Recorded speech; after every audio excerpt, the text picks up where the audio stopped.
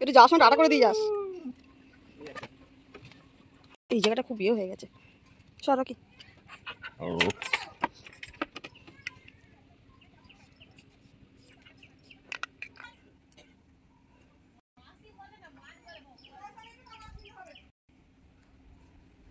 হ্যাঁ, মা চালা তোর জন্য বসে আছে, যা।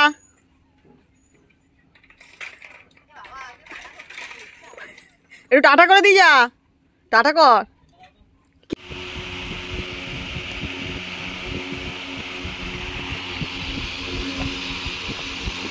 এই দেখুন 250 সবজি কিনেছি, উঠছে 20 টাকা।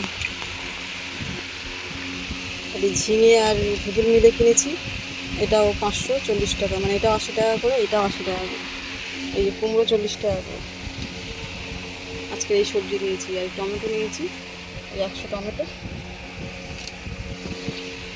100 টাকা কিলো। বুঝতে পারছি, এইটুকু এই 3টে সবজি মিলিয়ে আমাদের আজকে হয়েছে 80 টাকা। তাও ঠিক আছে, কিছু তো সবজি জুটলো। নমস্কার, এসপি সংসার নতুন একটি ব্লগে আপনাদের স্বাগত জানাই। আবার চলে আসলাম নতুন একটি ব্লগ নিয়ে। আজকে বারে বৃহস্পতিবার, ছেলে মেয়ে বেরিয়ে গেছে, বাবা ভোরবেলা বেরিয়ে গেছে। আজকে একটু হসপিটালে যাওয়ার আছে, আমি যাবো না, বাবা যাবে। তো সকালে একটু সবজি নিয়েছিলাম, বললাম দেখালাম আপনাদের। কাটাকুটি করতে বসে গেছি। সকালে মেয়েরা টিফিন করে গেছে, নিয়ে গেছে, দুধ চা খেয়ে গেছে। আর একটু ভাত ভাজা করেছে, সোয়াবিন, ডিম, পেঁয়াজ, আলু দিয়ে ভাত ভাজা করেছে। ওই নিয়ে গেছে, আমাদের জন্য একটু রেখে গেছে, একটু খাবো। আর রান্না টুকটুক করে কী রান্না করি দেখি। সারাদিন কী করি শেয়ার তো করছি, অল্প অল্প যতটুকু পারবো করবো। কেমন, সঙ্গে থাকুন।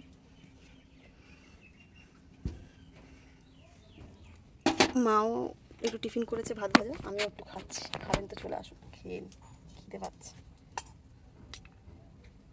কিছু টুকটাক কাজ আছে সেরে এগুলো কাটাকুটি করে রান্নায় বসবো।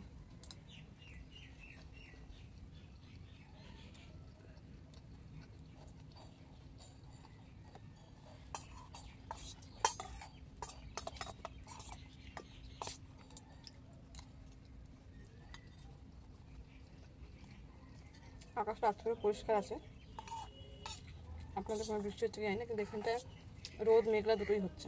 এখন অব্দি বৃষ্টি হয়নি আজকে।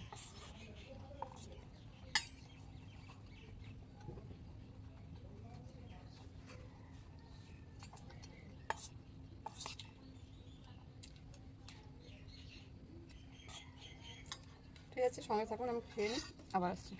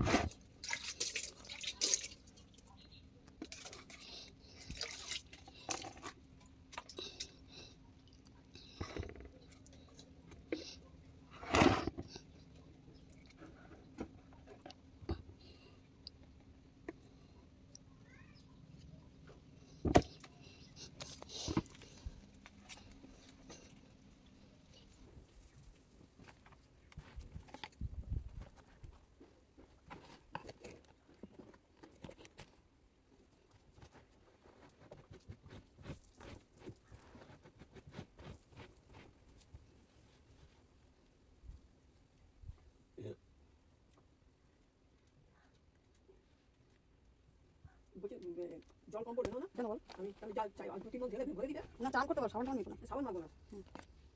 জল লাগলে ভরতে হবে, এখন শুধু কেন ভরতে হবে? যদি মনে কম হবে তাহলে একটু ভরে দিই, একটু ভরে দিলে আবার পরে দেখা যাবে। না ভরো না, এখন ভরো না, শুধু শুধু বিথা খেতে লাগবে। আমার যদি মনে হয় কঠিনই হয়, তুমি জানতে পারবো, তাও দাম ভালো লাগে না। আমি তুমি জানতো কি লাগে কিছু বুঝতে পারি না। নিয়ে আসো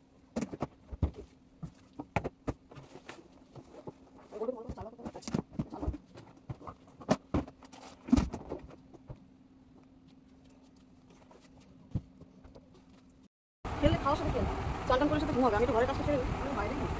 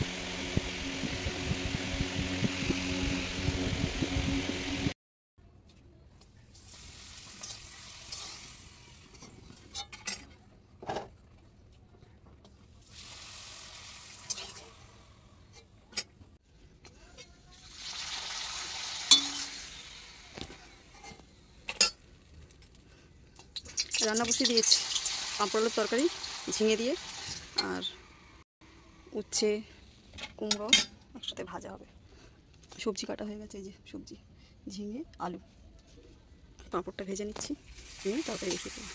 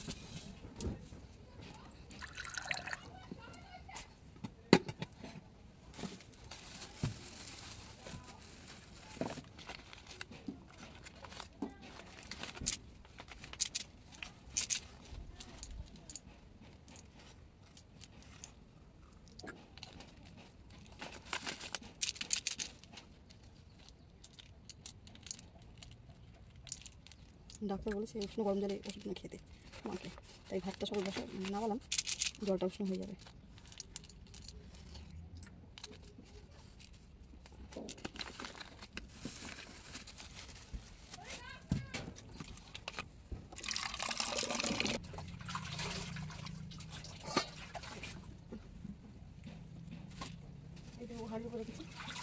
জল ঢাললে গরম না, হাঁড়ি করে গরম হয়ে যাবে, হালকা উষ্ণ হলেই তো হলো। হ্যাঁ